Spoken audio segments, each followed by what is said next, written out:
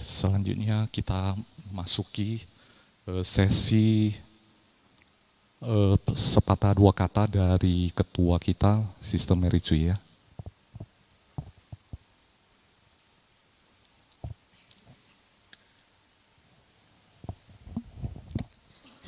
Suki Hotu everyone, I as a chairman of the committee at this meditation retreat would like to say Maha Anumodana to Sayadaw Candawara would diligently and enthusiastically guide the yogis.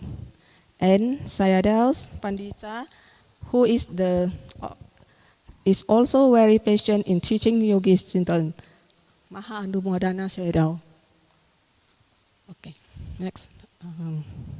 Terima kasih juga untuk teman-teman panitia saya semua yang begitu bekerja sama untuk melaksanakan acara retreat ini. Dan begitu juga dengan anak-anak Metapadma yang berhubung hari ini mungkin lagi sibuk di dapur sampai sekarang belum nampak. Jasa mereka sungguh besar. Ya, saya sangat berterima kasih kepada mereka dan panitia dari tim dapur saya yang tiap hari memasak makanan untuk kalian.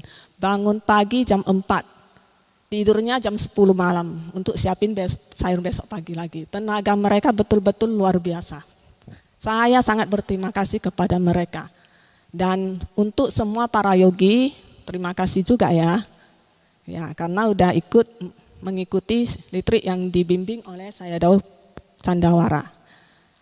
Apabila dari kami panitia semua, dari perkataan kami ataupun ya kadang ada teguran atau apa-apa yang ada menyinggung perasaan para yogi, kami mohon maaf sebesar-besarnya. Hanya itu ajalah perkataan saya nggak suka bertele-tele punya. Kita akan mengumumkan yogi terbaik, ya kita akan menyampaikan yogi terbaik dan setelah kita sebut namanya, diharapkan yogi bisa maju ke depan, mungkin di samping Sister Mary Cui.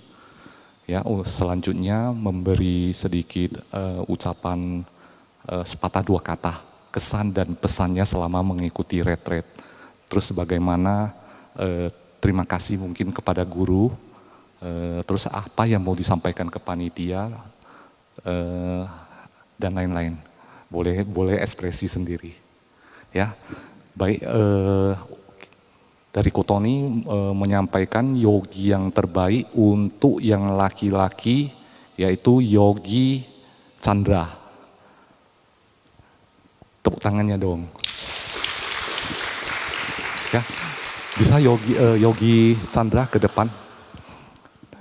Sayadaw, this is our the best yogi.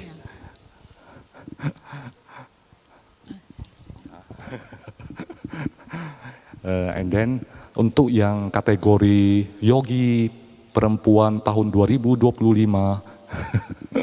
kita sambut Yogi Elianti. Ya. Tepuk tangannya.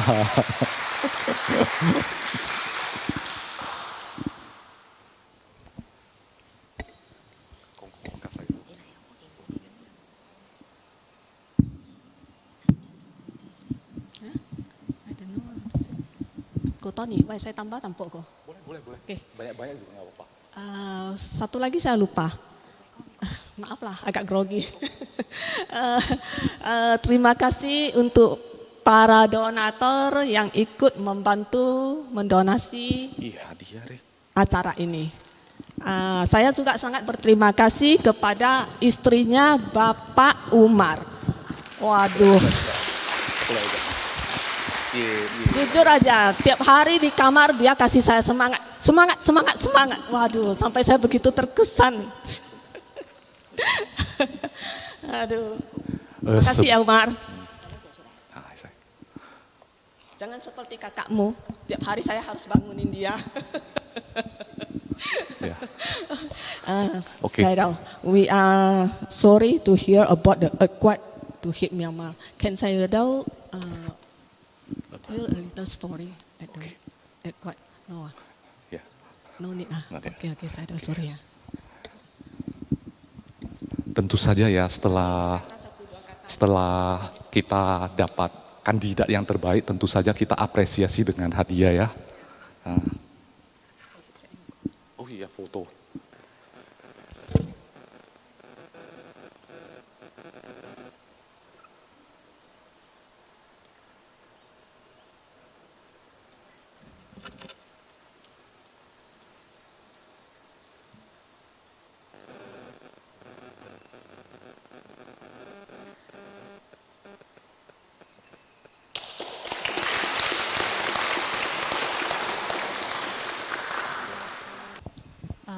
Namo Buddhaya, Sukihotu, Amitabha untuk para yogi dan juga Namo Buddhaya, saya Do dan juga Koko dan cici panitia.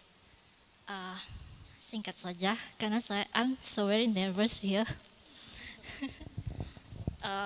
Terima kasih untuk yang pertama kali saya ucapkan kepada guru meditasi yang telah membimbing kita semua di sini dengan pelajaran yang luar biasa sehingga kita bisa paham bagaimana do the right thing and the right way, with the right way.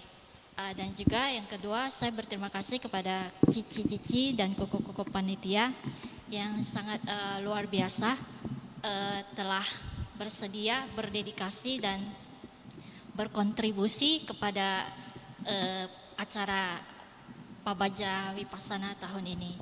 Dan yang selanjutnya saya juga mengucapkan mewakili para peserta mengucapkan banyak permintaan maaf yang sebesar-besarnya atas kesalahan yang kami para yogi yang terkadang di luar kesadaran kami, baik yang disengaja ataupun yang tidak disengaja.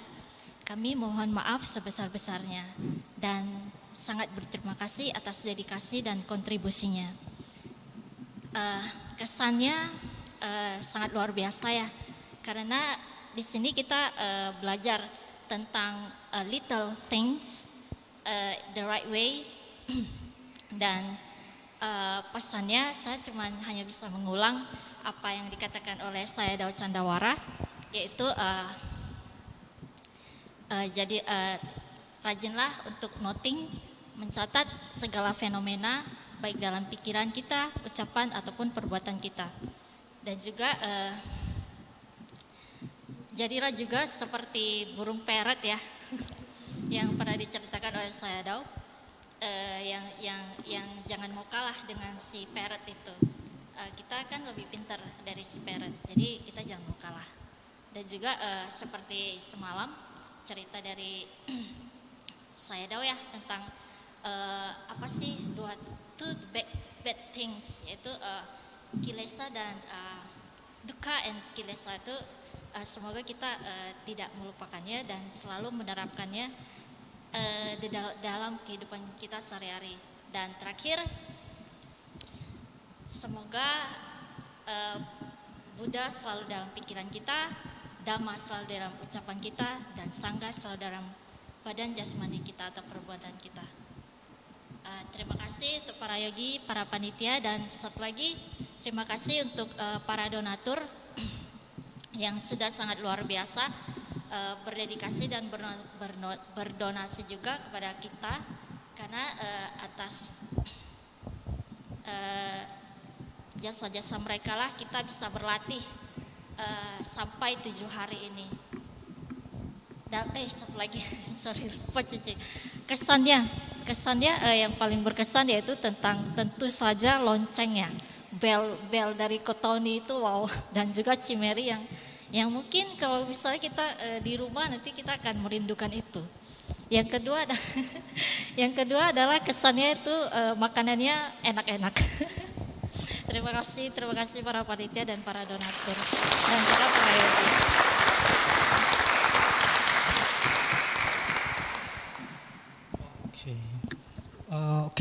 Maybe you can proceed with English so that Sayadaw can understand directly. All right. Okay. Sotihotu Namo Buddhaya. Okay. Permission Sayadaw, I wanna talk some words. Okay. Maybe I wanna say. Kesan bahasa Inggrisnya apa ya kesan? Oh, tuition. Okay. I wanna say some tuition. Okay. My first time join in this retreat one time with Sayadaw Chandawara, and I feel so great because this is my first time, of course, join the Vipassana retreat. Later, I not join the Vipassana retreat, more like not very discipline. I mean, this is more discipline, I think.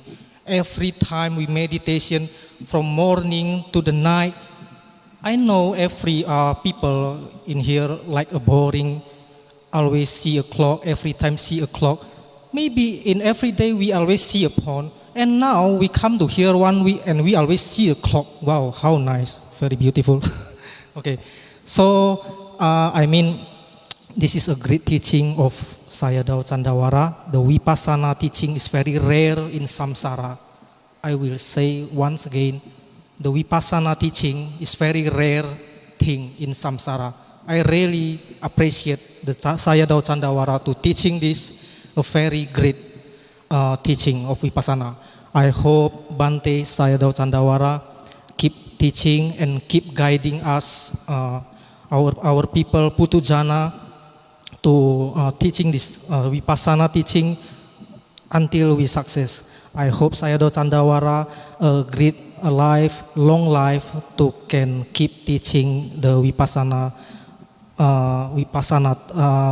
meditation. I hope Bante long life. Sadhu, sadhu, sadhu.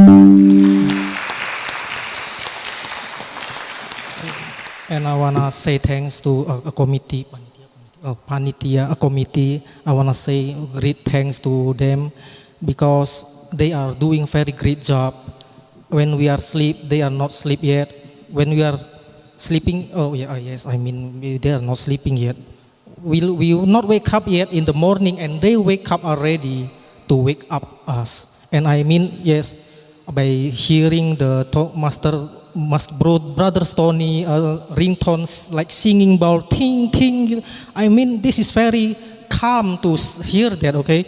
And we know, oh, my feet nothing more sick again because I hear that, oh, so it's over, I can walking meditation like that. Okay, this is my harness, I think.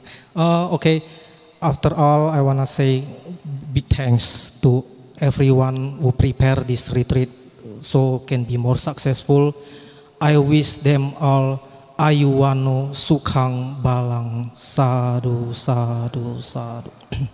Okay, and now my message, a little bit message, yeah. Okay, my message to everyone in here, yogi. Maybe we will think in our deep heart now. We must keep samvega citta. I mean, keterdesakan spiritual, ya. Because in Myanmar there are some accident. Okay, many people are dying. We are hear that shocking news from Brother Tony. I think this is the dangers of samsara. We must get in our heart samvega citta to get out from the samsara as fast as possible, because every newborn again we will feel a dukkha and dukkha again. No more happiness, no more happiness. Always dukkha we feel. So once again, the teaching Vipassana from Sayadaw Chandawara can compare with all the happiness in this world. It must be very precious thing in samsara. We must keep practice and we must get our magga, phala and nibbana. So I wish our yogi here can keep practice Vipassana and get part fruition at nibbana. Sadhu, sadhu, sadhu. Anumodami.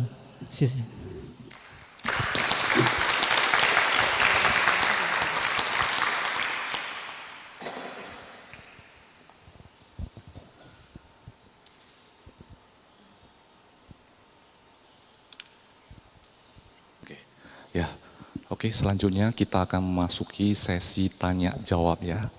Mungkin sebelum dari panitia sudah mengantongi beberapa pertanyaan yang ditanyakan dari para yogi. Dari panitia nanti akan menyeleksi. Mungkin dari panitia akan memberi kesempatan dulu kepada para yogi yang bertanya langsung, yang mau bertanya langsung. Ada mungkin dari Yogi Chandra? Oke.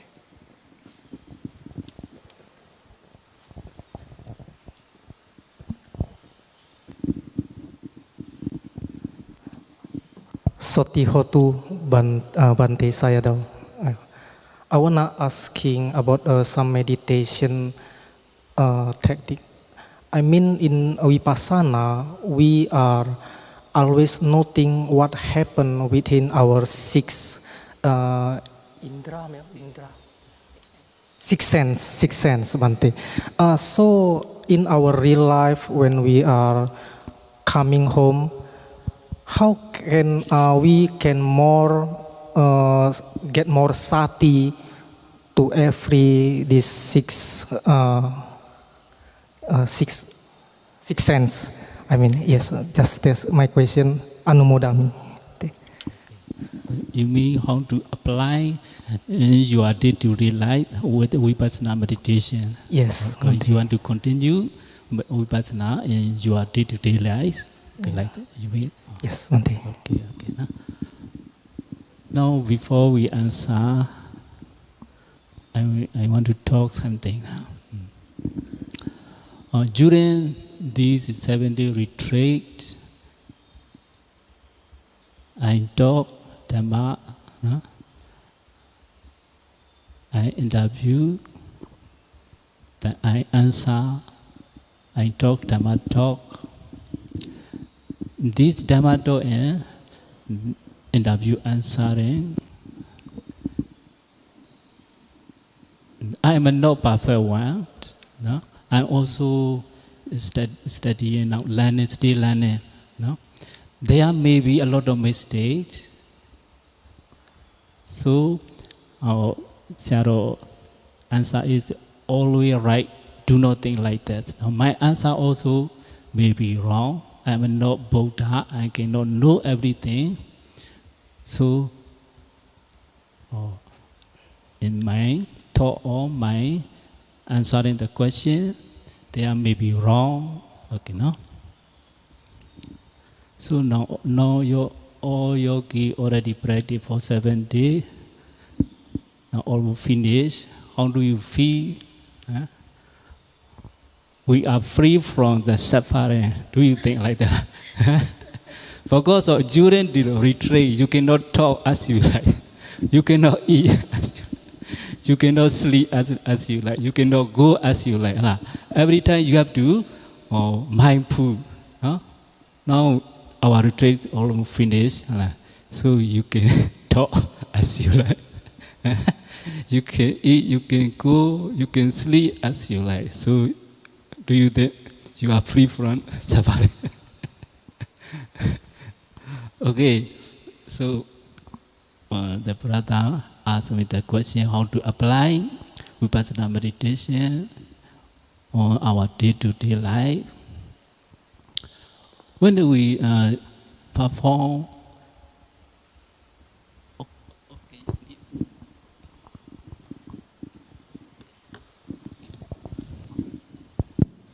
Jadi tadi Brother Chandra memberikan pertanyaan kepada saya, Dao. Pertanyaannya adalah kita di sini diajarkan meditasi untuk terus mencatat setiap pikiran lalu lalang yang terjadi dalam batin kita. Nah, bagaimana caranya ketika nanti kita balik ke rumah? Bagaimana cara kita mengambil pelajaran yang telah kita peroleh di sini untuk diaplikasikan dalam kehidupan kita sehari-hari, untuk mengaplikasikan latihan meditasi Vipassana kita yang di sini di dalam kehidupan kita sehari-hari nantinya. Nah, kata saya, Dao, sebelum beliau menjawab pertanyaan ini, beliau ingin mengatakan sesuatu. Jadi dalam retreat 7 hari ini, beliau tadi mengatakan beliau telah mengajarkan Dhamma kepada kita dalam sesi interview, menjawab pertanyaan Anda yogi semua, membabarkan Dhamma setiap jam 6 sore. Saya ingin mengatakan beliau bukanlah seseorang yang sempurna, ia juga masih belajar dan mungkin saja dia bisa berbuat kesalahan atau menjawabnya tidak benar. Jadi jangan pernah berpikir bahwa jawaban yang beliau berikan itu adalah pasti 100% benar. Beliau bukanlah seorang Buddha. Saya mengatakan demikian. Tidak semua hal di dunia ini beliau bisa menjawabnya dan tidak semua hal di dunia ini beliau tahu. Jadi jawabannya mungkin saja bisa salah. Nah, saya mengatakan, Anda di sini hari ini adalah hari terakhir. Bagaimana pendapat Anda? Apakah sekarang Anda merasa, oh saya sudah terbebas dari penderitaan?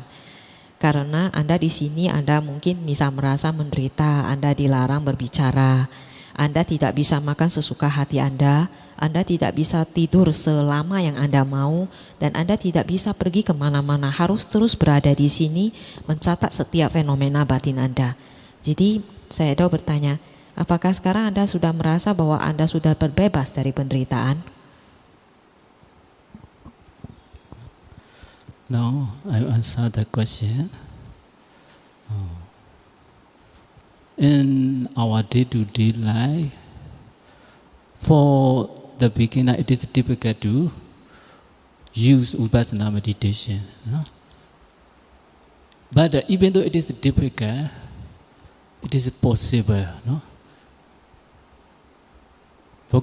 It is possible. So the Buddha also teach like this way. If there is, if we cannot use Vipassana in our day-to-day life, Buddha also will not say like that. So, firstly, when you go somewhere, or we can know any other thing, but especially we can note the walking, or lifting for forward, draw. It is cannot, because we have to use for normally, or sometimes we have to go very a little fast. So we cannot note very detailed, but we can note right step, left steps. So when we touch something, we can know touching. For the lady, when they call something, that they will take something, you are taking, we can know.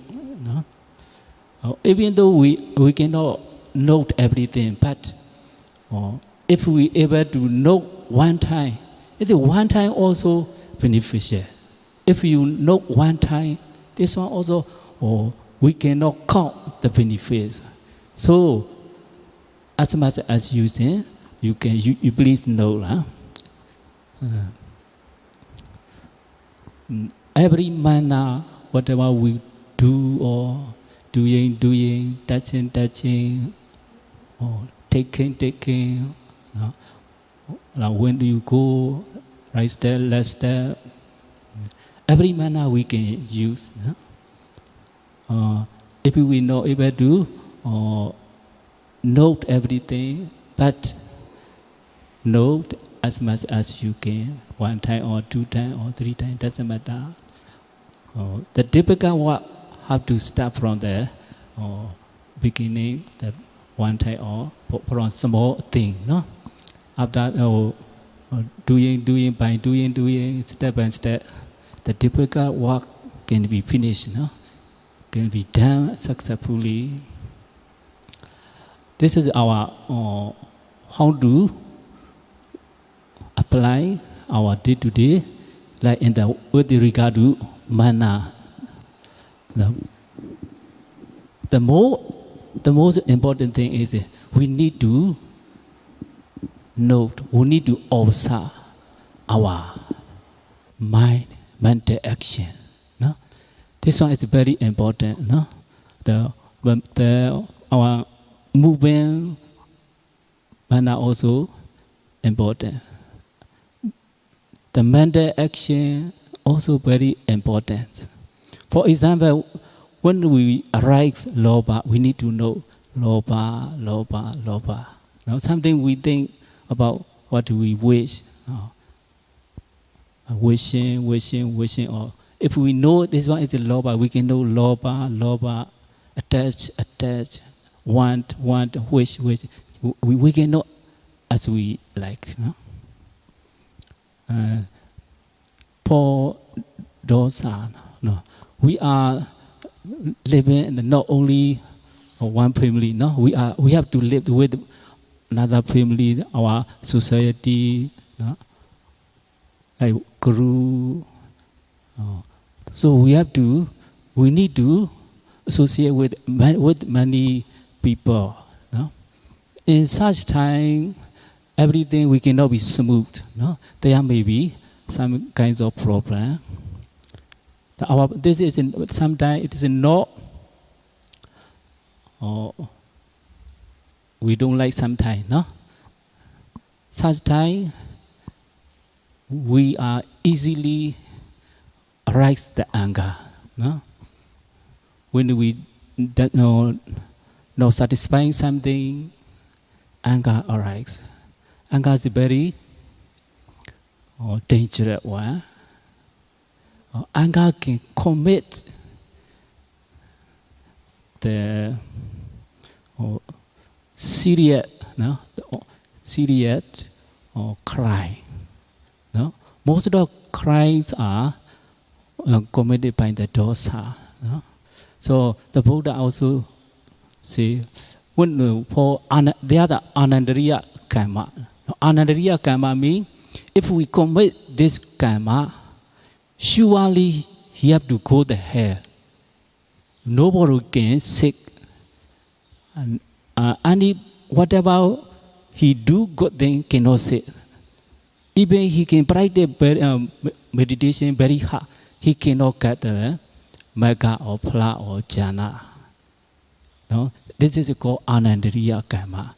After he dead, he surely have to go to hell. Now, such kinds of karma we commit because of dosa. No?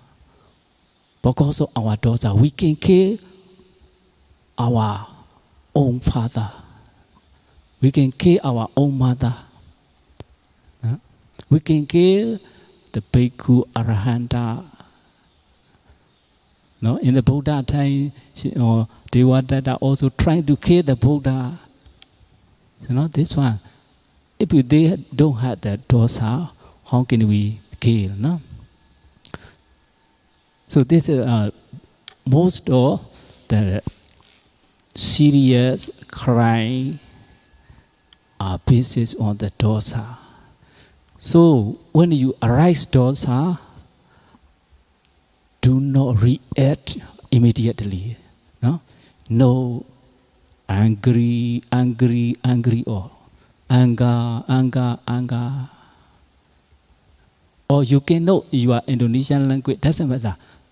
You can know as you like. But when you write this dota, need to note. This is using our vipassana meditation in our day-to-day life. No? If we are angry, we decide something.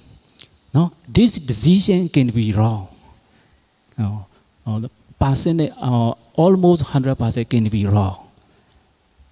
So when you are angry, do not react immediately. Do not decide something. No? Think fast. No? Think the result. Because I do this, what the result will be? Alright. We need to think. No? So after thinking, you can react with the best way. No? Not to be harm other people, not to harm ourselves. So this is using vipassana into our day-to-day life. No? This is I think enough. No? If we say we cannot, there are no enough time. No? This is I think enough. No?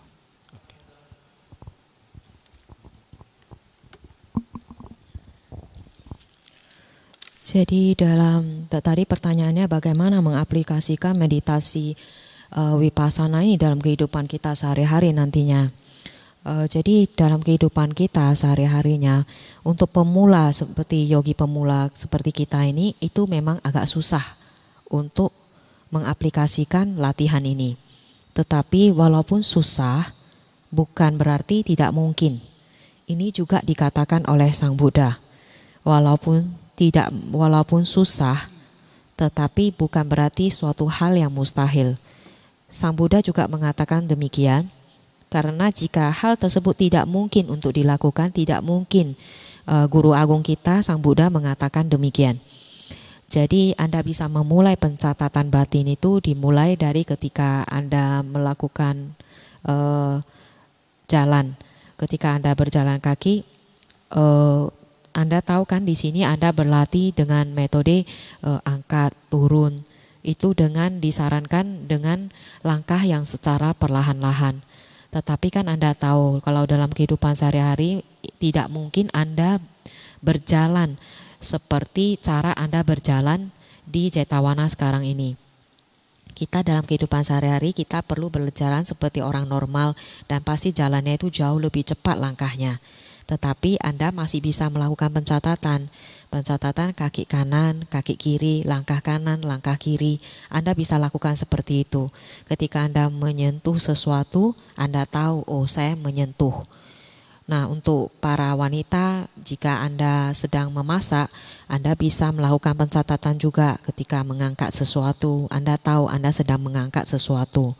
Jadi walaupun sebenarnya tidak mungkin semua hal yang ada di sekeliling Anda itu bisa Anda catat seperti cara Anda mencatat seperti sekarang Anda berada di sini. Tetapi walaupun misalnya Anda hanya sanggup mencatat 1 kali atau 2 kali, itu juga akan membawa manfaat bagi hidup Anda. Jadi lakukanlah pencatatan sebanyak mungkin yang Anda bisa. Sebanyak mana yang Anda sanggup untuk mencatat. Jadi apapun tindak tanduk Anda, apa yang Anda lakukan, apa yang Anda sentuh, apa yang Anda angkat, Anda ambil, ataupun ketika Anda sedang berjalan kaki, semua yang Anda lakukan itu bisa menjadi objek bagi pencatatan Anda. Tidak peduli apakah Anda hanya bisa mencatat sekali, 2 kali, 3 kali, itu tidak terlalu bermasalah. Yang penting Anda berusaha untuk mencatat, membiasakan untuk mencatat dari hal-hal yang kecil. Nah, membiasakan untuk mencatat dari hal-hal yang kecil dari awalnya itulah yang susah. Tetapi jika Anda lakukan langkah demi langkah menjadi satu kebiasaan, ini akan Anda akan berhasil juga nanti pada suatu harinya itu menjadi satu kebiasaan Anda untuk mencatat setiap hari. Nah, yang paling penting dari semua itu selain daripada mencatat apa saja yang Anda lakukan dari segi badan jasmani Anda harus mencatat dari segi batin Anda. Jadi dari segi batin maksudnya misalnya Anda mengetahui bahwa loba atau keserakahan itu muncul. Jadi Anda mencatat ketika Anda menginginkan sesuatu, melekat terhadap sesuatu, atau hendak membeli sesuatu, Anda berusaha untuk mencatat, oh ada loba yang muncul dalam batin Anda. Catatlah sebanyak yang Anda bisa. Nah, yang lainnya selain loba misalnya dosa atau kebencian. Jadi kita ini hidup kan bukan hanya hidup seorang diri di dunia ini. Anda harus hidup bersama-sama berdampingan dengan orang lain di dalam masyarakat sosial. Jadi Anda harus berinteraksi dengan begitu banyak orang dan dalam interaksi kita dengan masyarakat itu tentunya tidak semua hubungan itu lancar-lancar saja. Ada permasalahan yang bisa muncul dalam hidup Anda karena mungkin Anda tidak sepaham dengan orang tersebut, ada sesuatu hal yang tidak Anda sukai dan ini bisa memicu sedikit ketidaksukaan Anda terhadap sesuatu. Nah, ketika Anda merasa tidak suka, kebencian itu bisa muncul dengan mudah karena Anda mungkin merasa tidak puas dengan situasi yang ada sekarang. Anda perlu tahu, kata saya tahu, kemarahan itu atau kebencian itu atau kemarahan itu adalah suatu hal yang sangat berbahaya. kemarahan atau kebencian itu bisa memicu seseorang itu melakukan kejahatan yang serius. Jadi banyak kejahatan di luar sana yang sebenarnya itu intinya dipicu oleh munculnya dosa dalam batin. Buddha mengatakan ada satu jenis kama yang tadi disebut anandari kama, di mana kama ini jika Anda perbuat itu sudah pasti 100% sebaik apapun Anda berbuat nantinya itu tetap akan ketika Anda sudah meninggal, Anda akan dilahirkan di neraka, alam neraka. Tidak ada alam lainnya lagi yang bisa Anda tuju ketika Anda sudah melakukan 5 jenis perbuatan yang berat ini. Jadi orang yang melakukan 5 jenis kama ini, walaupun misalnya ia berusaha dengan keras penuh hati untuk berlatih meditasi vipassana, ia juga dipastikan tidak akan pernah memperoleh yang namanya magga, phala dan jhana. Itu tidak akan bisa. Jadi perbuatan tersebut, kama tersebut bisa terjadi itu karena adanya dosa dalam batin. Karena dosa kebencian, Anda bisa dengan tega membunuh ayah sendiri, ibu sendiri, atau melukai seorang Buddha, atau membunuh seorang arahanta atau bhikkhu.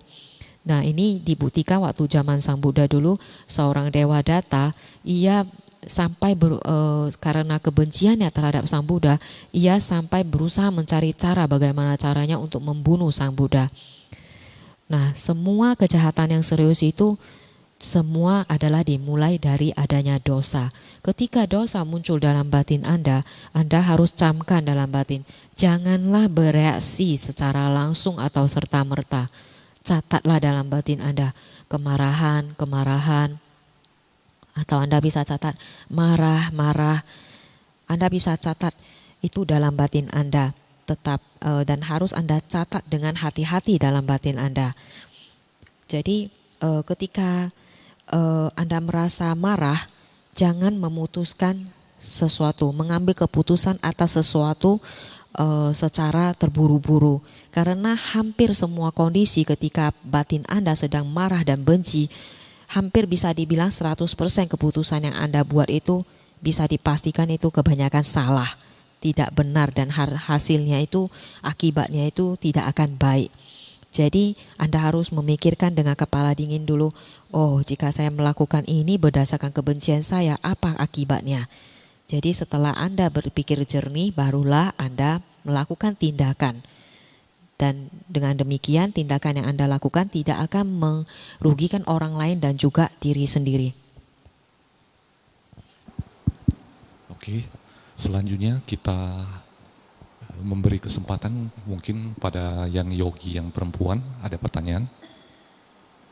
Oke. Langsung. Sotihotu Sayadaw, I want to ask a question. When we practice vipassana meditation, when we were sick or lay down in the hospital, can we use that can we use it? How can we use it when we are lay in the hospital at the last minute? Can we use the method that Sayadaw say, rising or falling? Or when we feel pain, we note that pain. First question.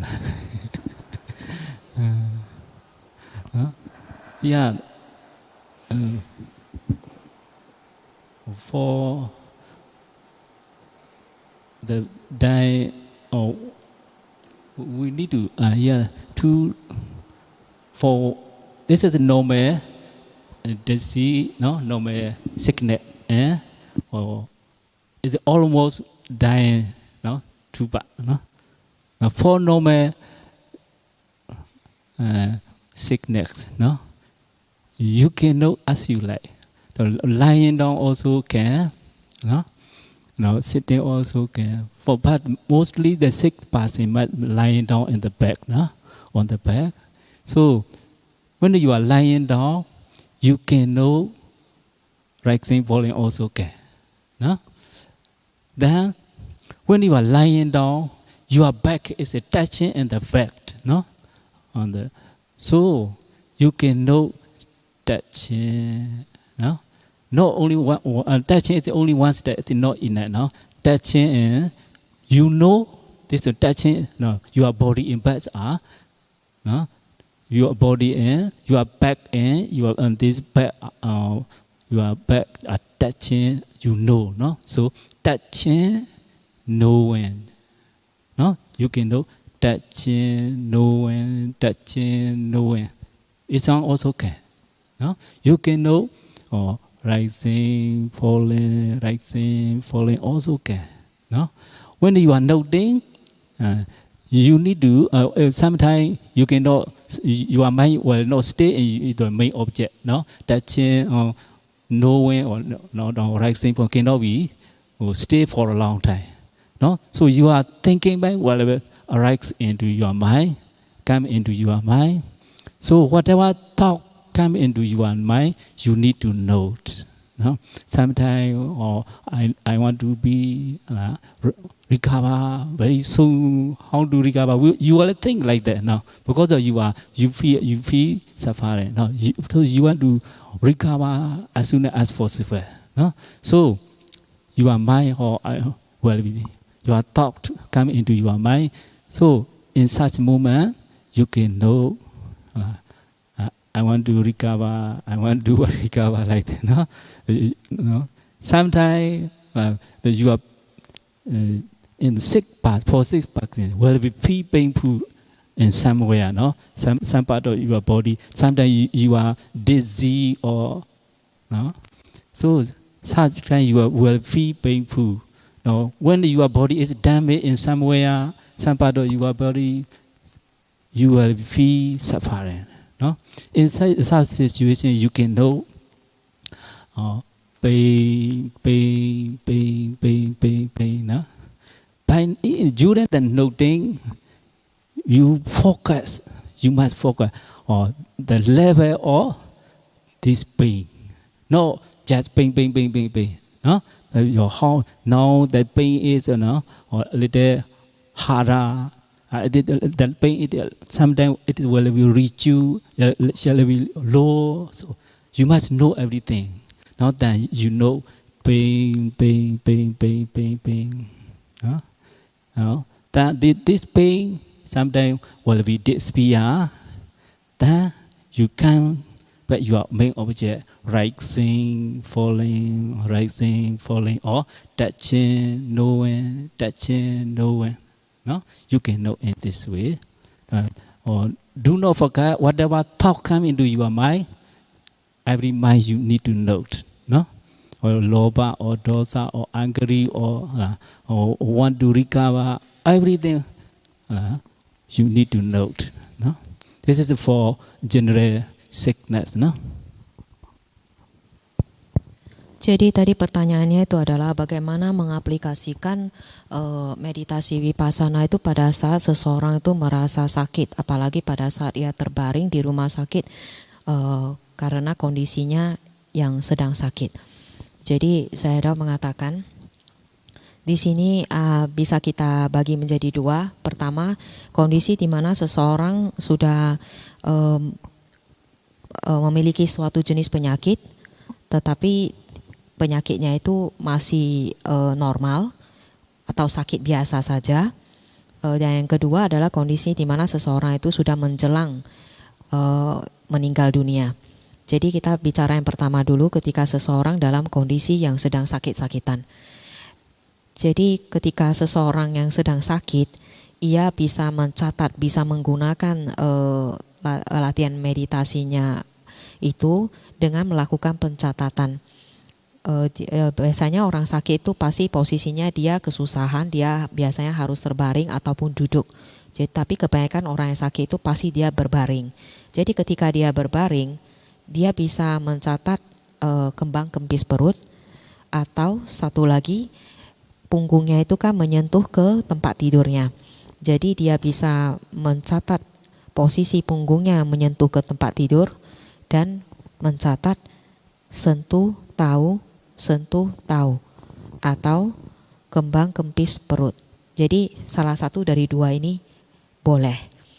Jadi ketika misalnya batin yang mencatat itu, misalnya dalam pencatatan yang tadi dibilang itu ternyata batinnya itu setengah jalan itu mempunyai pikiran lalu lalang dan tidak ada pada objek. Jadi pikiran yang lalu lalang yang datang itu harus Anda catat juga. Misalnya Anda muncul pikiran, oh saya mau makan ini. Atau misalnya dalam pikiran orang yang sakit itu dia muncul pikiran, kapan ya saya bisa sembuh? Saya mau sembuh secepat mungkin. Nah biasanya orang yang sakit itu kan dia merasa menderita sekali, jadi pinginnya cepat-cepat sembuh. Jadi pada kondisi demikian, dia bisa mencatat dalam batinnya, ingin sembuh, ingin sembuh. Jadi dia tahu batinnya itu sedang memikirkan itu. Jadi ada juga orang yang sakit, dia merasakan sakit yang sangat hebat pada tubuhnya, atau mungkin merasa pusing, dan dia merasa sangat menderita. Nah di sini si orang sakit tersebut bisa melakukan pencatatan sakit. Tetapi pencatatan yang dilakukan pada area yang sakit tersebut harus dilihat, diamati tingkat dari rasa sakit tersebut. Bukan hanya sekedar mulutnya melafalkan sakit. Harus diamati sampai sejauh mana tingkat rasa sakit itu dari awal, misalnya dia sudah sangat sakit sampai akhirnya agak mengurang rasa sakitnya, atau rasa sakitnya sudah hilang. Jadi harus diamati sampai sedekat itu. Jadi terkadang ketika misalnya sudah diamati rasa sakit itu ternyata rasa sakitnya hilang, Anda boleh kembali ke objek utama yang tadi, yaitu kembang kempis perut atau sentuh tahu. Jadi jangan lupa satu yang penting lagi, yaitu selain itu Anda harus mencatat apapun fenomena batin yang muncul dalam diri Anda, seperti loba, dosa, itu harus Anda catat dengan jelas, atau pikiran lalu lalang apapun yang muncul dalam diri Anda.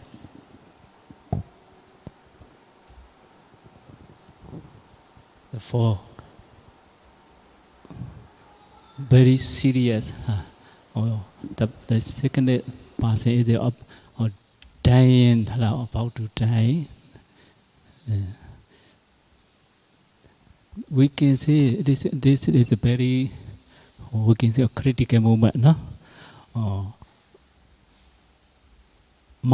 In Pali it is called Maranandika. Maranandika means we die because of we cannot bear our suffering. No? How much this suffering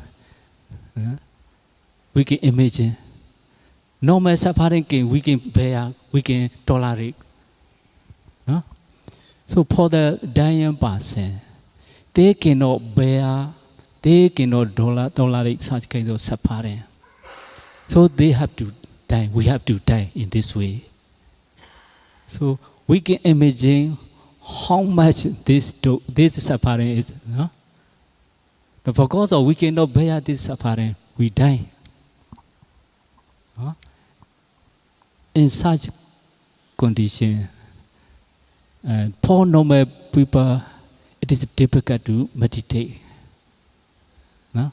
Or every day they are meditating, or in his day-to-day life also they are using the Vipassana meditation. For those persons, it is will be easy to note. But we are not like that. Sometimes we meditate, sometimes we don't meditate. When we meditate, only a few hours only. For such person, it is difficult to know. No, I want to know. I will meditate when I about to die. Do not think like that. No, when you go to the hospital, you will know. You will see that person. It is difficult to breathe. How much they are suffering, we can imagine. No? In such position, it is difficult to know, difficult to meditate. So if we meditate regularly, if we meditate or for many hours, no? Such kind of person can be meditate. No, Vipassana meditation. So this time, I think, dosa and pain. These are the very obvious ones. No, because we feel pain very seriously. So we will be angry. No, you imagine when we feel when we damage in our body, we very hard, no, very painful. Firstly, we angry, no,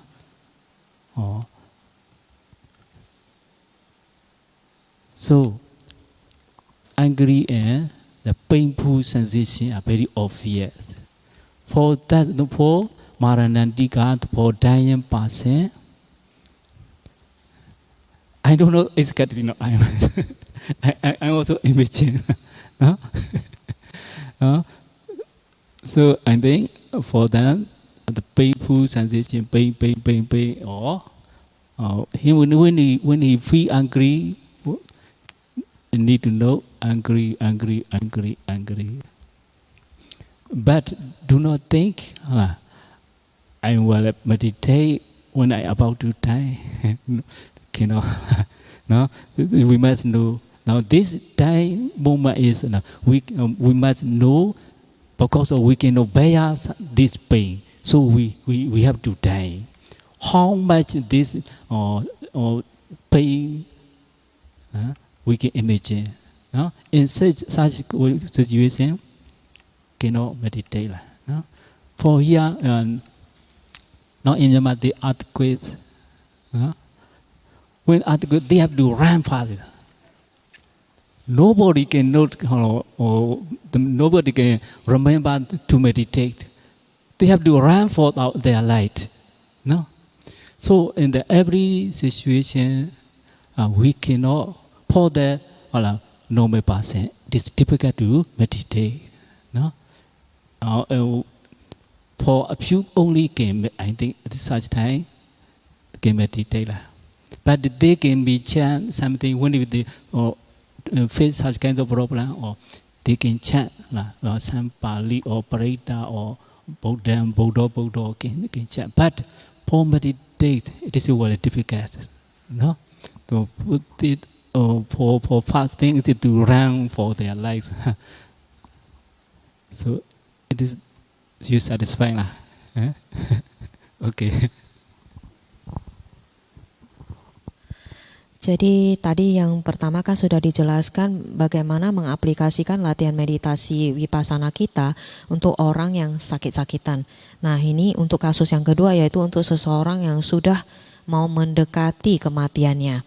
Jadi di sini kondisinya adalah seseorang yang situasinya sangat kritis dan sudah sangat gawat, darurat. Dalam Pali tadi saya menyebutkannya istilah Maranadika. Ini disebutkan Maranadika karena seseorang itu meninggal karena rasa sakit yang sangat hebat dan tidak bisa tertahankan lagi. Makanya seseorang itu meninggal.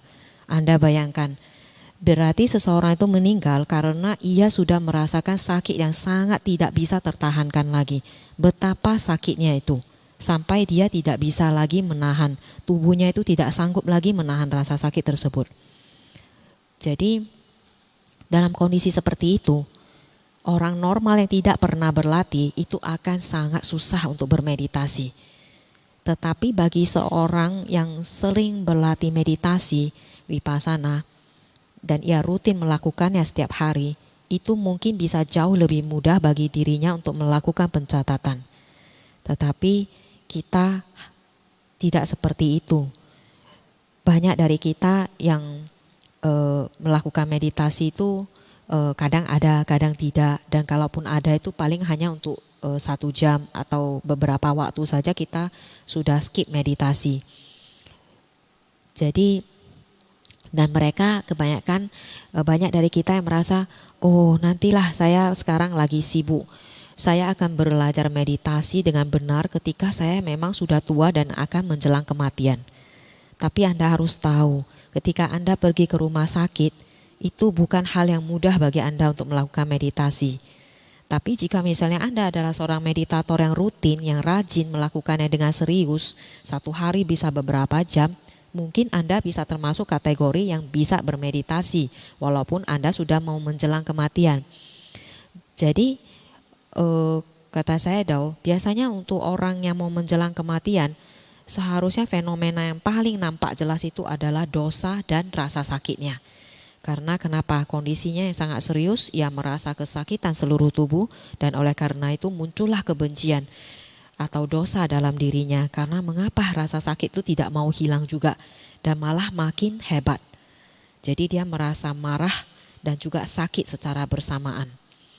Jadi kata saya Dao sangatlah penting. Kalau misalnya untuk seseorang yang dia sering berlatih, mungkin dia bisa langsung mengetahui, oh yang muncul itu fenomena dosa, kebencian, dan rasa sakit. Jadi dia bisa langsung melakukan pencatatan, sakit, atau marah, benci, dia sudah langsung tahu. Tetapi yang saya ingin tekankan di sini, jangan pernah berpikiran bahwa saya hanya mau meditasi nanti kalau saya sudah mau meninggal, sudah tua nanti saya sudah gak sibuk lagi, baru saya mau belajar. Anda harus ingat, pada saat menjelang kematian itu, Anda tidak akan bisa menahan rasa sakitnya. Buru-buru Anda mau konsentrasi ke fokus objek utama Anda.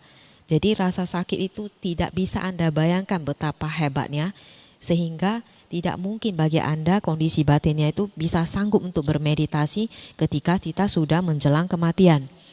Nah, jangan jauh-jauh. Untuk kejadian baru-baru ini saja ada gempa yang sangat hebat terjadi di Myanmar. Pada saat gempa tersebut terjadi, semua orang yang dia pikirkan adalah lari untuk menyelamatkan hidup. Apakah ada orang yang masih bisa teringat untuk meditasi? Tidak ada. Mungkin hanya beberapa saja yang memang betul-betul yang sangat perhatian penuh, dia bisa bermeditasi. Atau sebagian orang yang bisa melafalkan parita. Nah, jadi di sini menunjukkan kepada kita, meditasi itu sulit, apalagi pada saat-saat di mana sudah sangat genting. So there's a question for a beginner yogi. When we are a totally beginner in this meditation practice, is it necessary for us to find a suitable teacher who can guide us about what the meditation is really about, and how? The question is that, do we need a guidance from an experienced teacher? So, this one also very good question. For the beginner, not only beginner, for all, the experience, the teacher is need.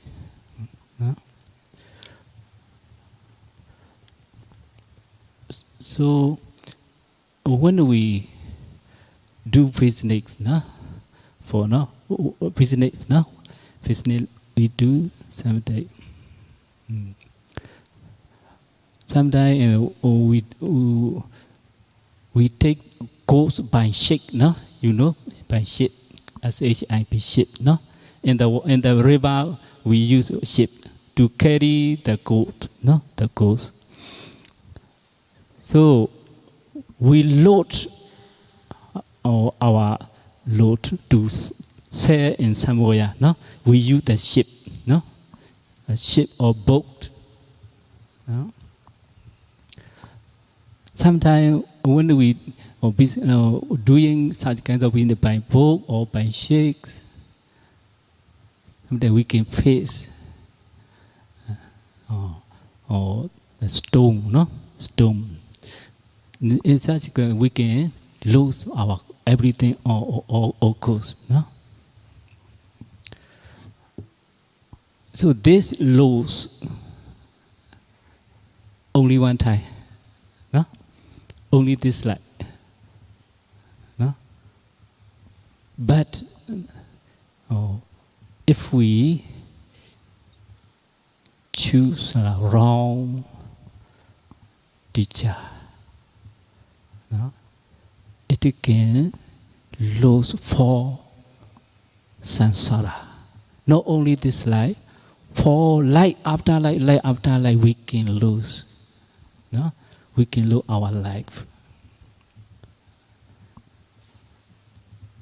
So the beginner, we need to try the right person.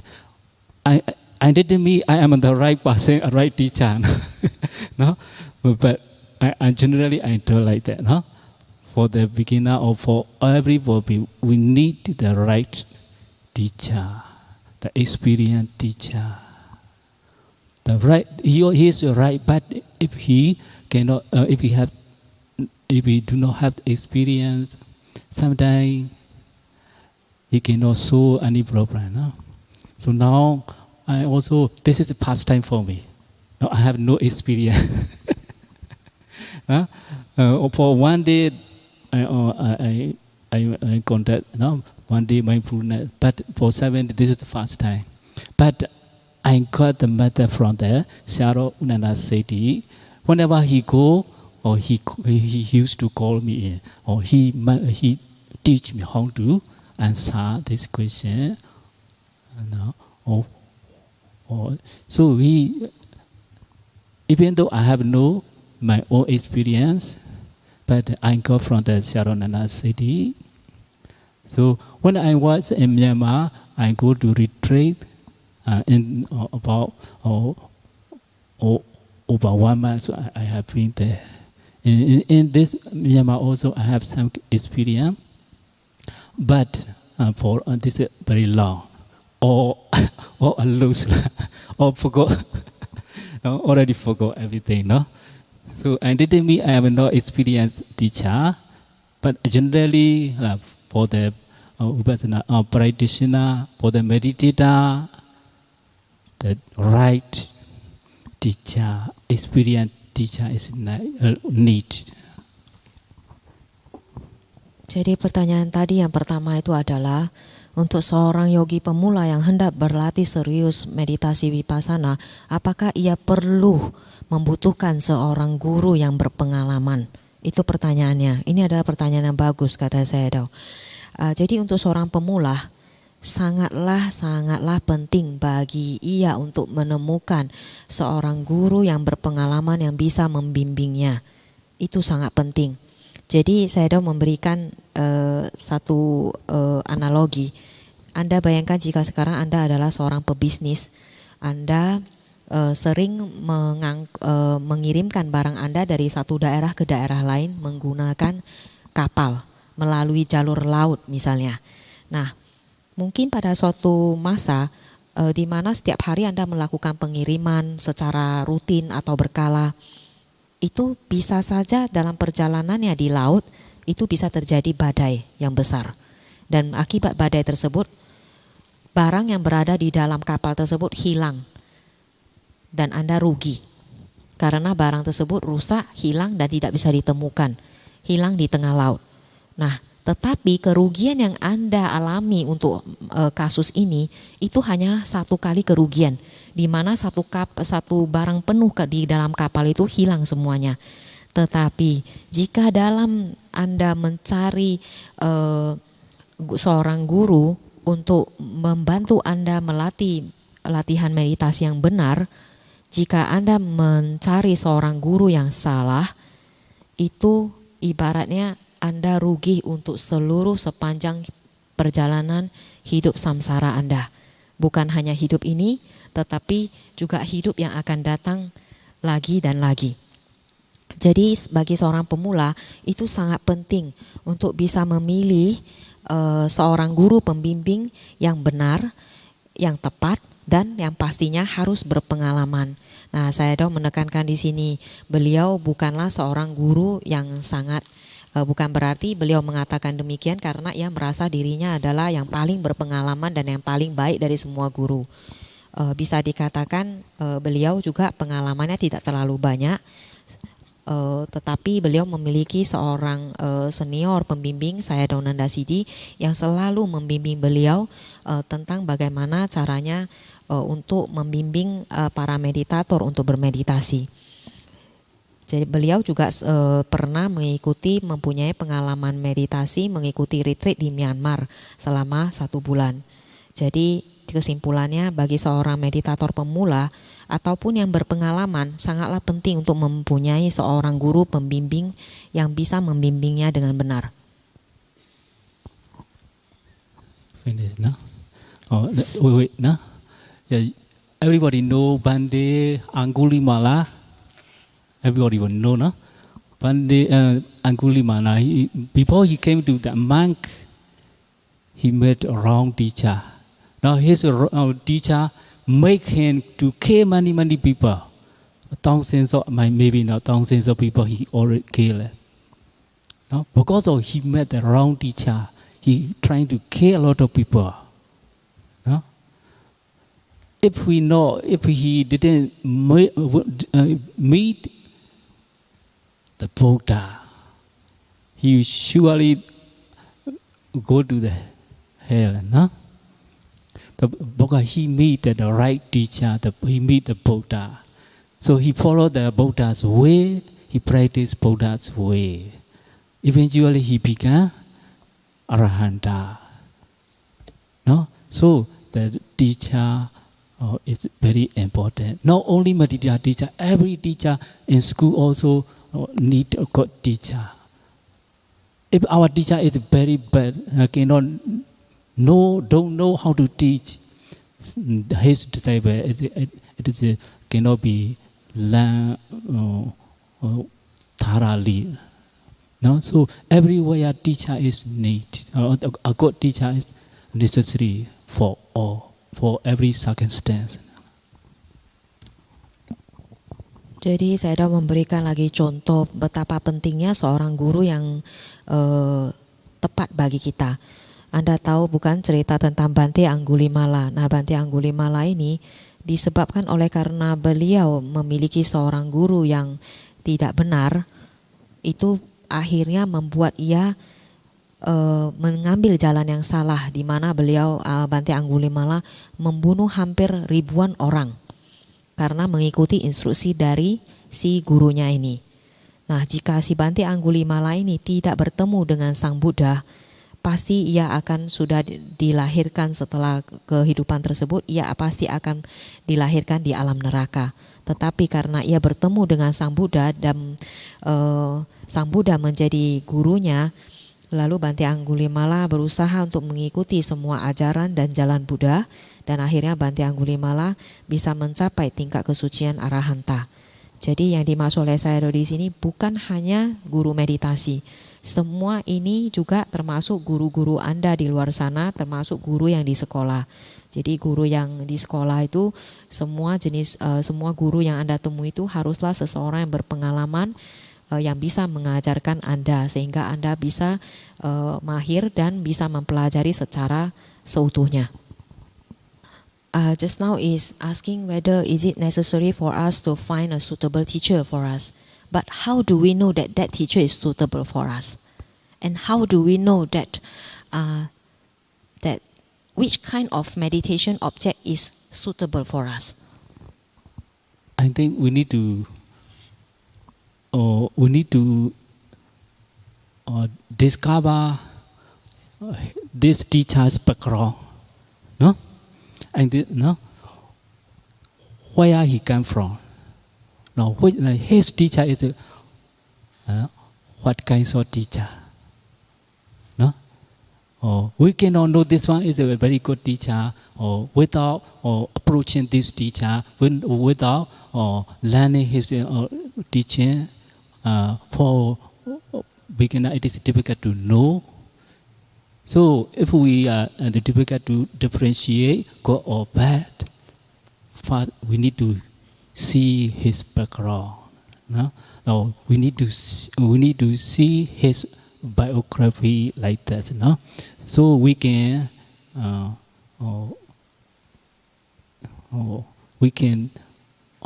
forgot the meaning. We can guess. No? When we know his background, or when we know his history, biography, we can guess. This one is maybe a good teacher. We can guess, no? But we cannot know this one is really good or bad. No, so if we difficult to differentiate good or experience or see the background. Just now the question also said that out of so many objects for meditation, how do we know that actually that method actually suitable for us or not?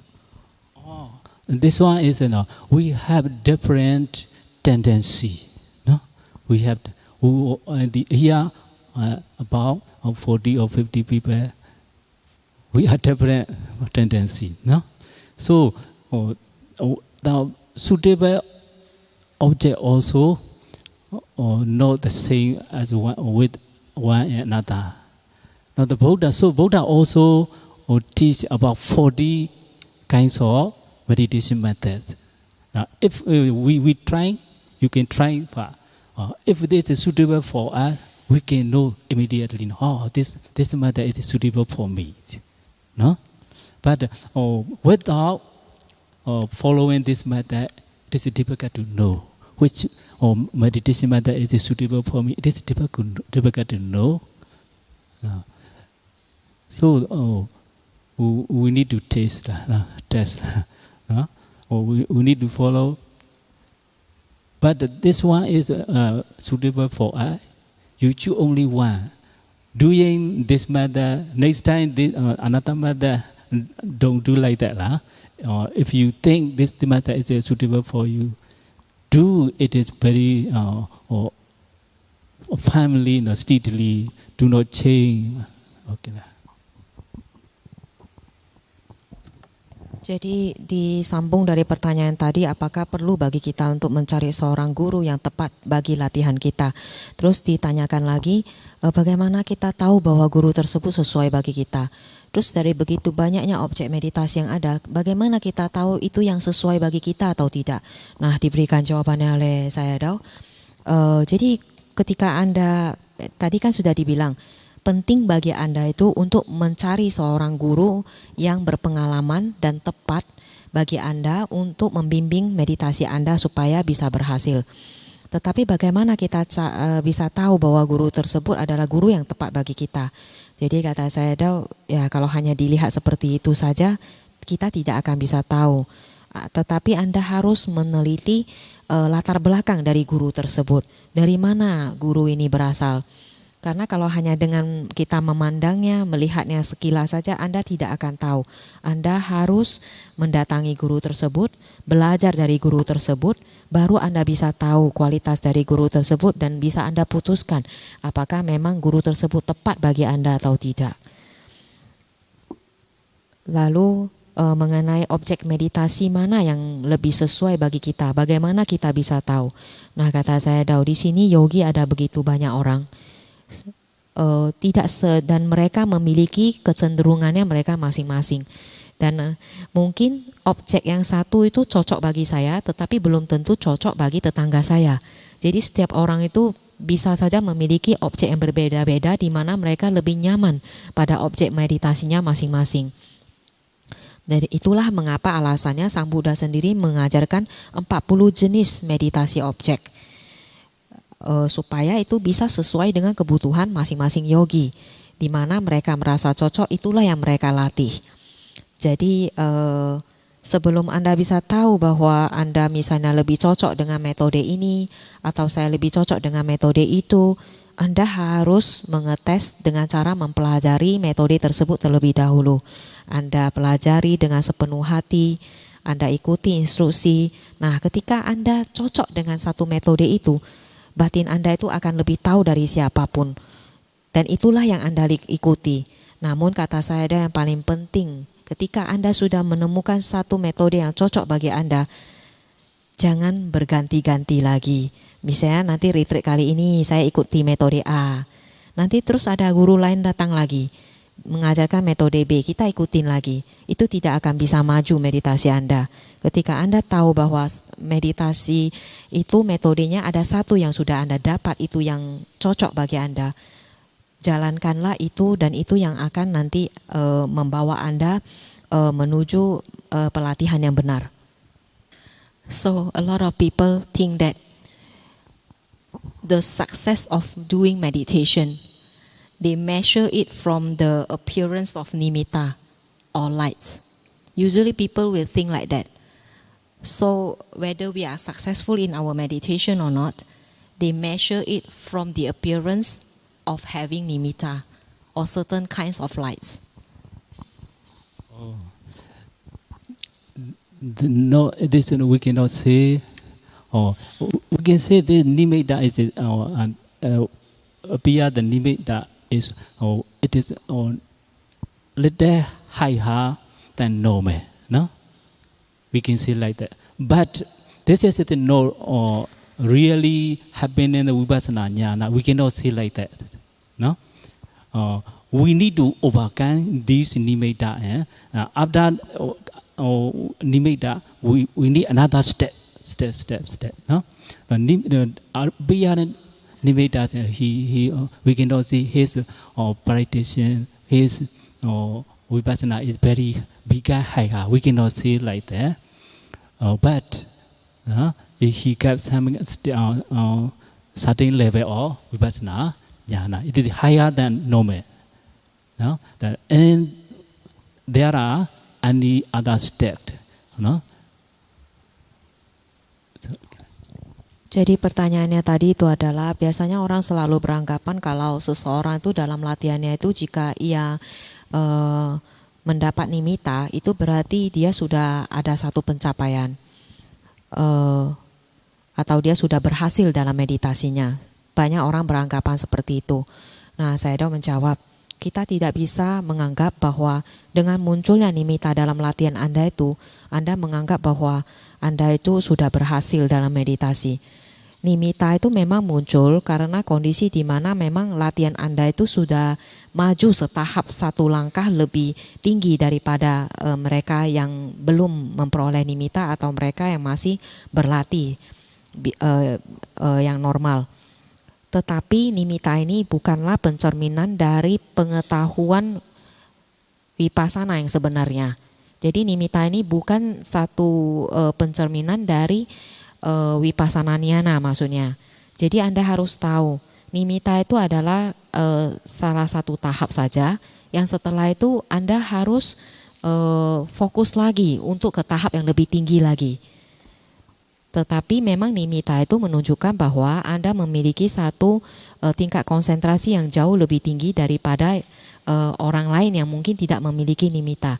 Tetapi setelah nimitta itu masih ada lagi yang lain yang harus Anda lakukan. So in the Pali, it is obaso piti pasati. Yeah, if this nimitta also, it is can dakti our meditation. So in the Pali Canon, it is say like that. So this one is called, but it can disturb our meditation. So if we when we appear this kinds of light or color or nimitta, if we attach, it become lobha. It is can dirty our vipassana meditation. So the seeing the light or nimitta is we cannot say this was real. Sadi kinds of real happiness vipassana jnana, no. But it is he got certain kinds of level, no. Jadi dilanjutkan dalam bahasa Palinya, bahkan disebutkan bahwa nimitta itu adalah suatu hal yang baik, tetapi jika Anda tidak tahu bagaimana caranya, itu malah bisa mengotori latihan meditasi Anda. Dalam kitab Pali dikatakan bahwa nimitta adalah sesuatu hal yang baik, tetapi juga bisa mengganggu pelatihan Anda. Jadi ketika ia muncul, janganlah melekat. Kalau Anda melekat, itu malah loba atau keserakahan yang muncul dan akhirnya mengganggu proses meditasi Anda. Jadi nimitta itu tidak bisa dikatakan pengetahuan vipassana yang sejati, tetapi itu adalah satu pencapaian dengan tingkat yang lebih tinggi setahap dibanding sebelumnya. Oke, kita selesai ya, berarti sesi tanya jawab ya. Nah, selanjutnya kita akan masuk ke sesi performer dari anak-anak. Ya, sebelum performer, mungkin dari Kotoni menyampaikan apresiasi yang luar biasa untuk anak-anak kita di sini. Ya, mungkin tahun ini tahun yang spesial buat Kotoni juga, karena tahun ini di mana kita buat retreat berbarengan dengan retreat anak-anak juga. Ya, selain orang tuanya bisa retreat di sini, anak-anaknya juga bisa berlatih dharma, belajar dharma bersama dengan Sayadaw Pandita. Ya, anak-anak di sini ini dibekali cukup banyak, bahkan saya pribadi merasa terkesan, ya sangat terkesan dengan apa yang mereka sudah pelajari juga. Ya, selain belajar chanting, bahkan mereka itu belajar chantingnya itu patana loh. Alasannya mungkin dari langsung asistennya dari Sayadaw Pandita yang menjelaskan apa-apa aja yang dipelajari gitu ya. Mungkin kita sampai Ci Jenny menyampaikan sepatah dua sekata untuk selama pembelajaran gitu maksudnya. So Sayadaw, let me translate what Tony told just now. He said this year is special retreat because there is an adult joining the retreat, meditation retreat, and together with the children also come to the retreat and learning Dhamma together. Usually we don't accept the children to join the retreat, but this year, so the parents can practice and the kids also can learn Dhamma from Sayadaw Pandita. And during this retreat, they learn how to chant, and they learn a lot about Mangala Sutta, Buddhanusati, the 10 paramis, and even they learn how to chant Patana. So in this chance, they want to perform a little singing for about Ehipasiko. Jadi mari kita sama-sama chanting, berdiri dulu. Kita sama-sama chanting apa yang telah diajarkan Sayadaw Pandita ya. Buddho me sise tatu, Buddho me saranang anyam nati, Buddhang saranang gacchami, nabayang sukam icitam, Dhammo me siseti tatu, Dhammo me saranam anyam nati, Dhammang saranang gacchami, nabayam sukam icitam, Sangho me siseti tatu, Sangho me saranam anyam nati, Sangkhang saranang gacchami, nabayang sukam icitam. Sadhu, sadhu, sadhu.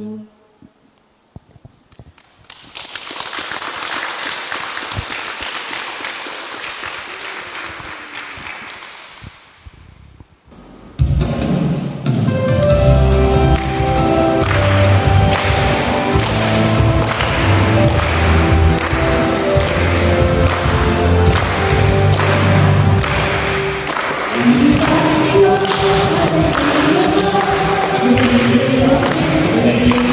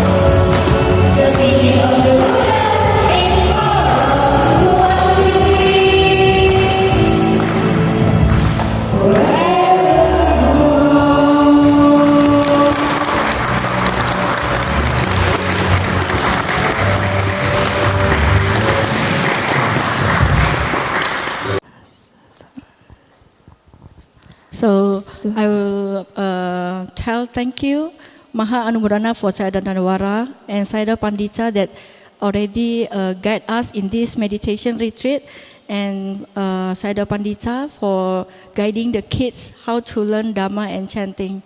Thank you so much.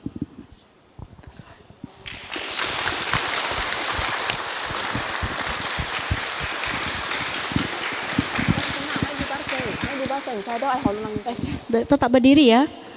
Sayadaw mau memberi kenangan. Sayadaw Pandita, we will like to invite Sayadaw to give them a little gift for their hard work.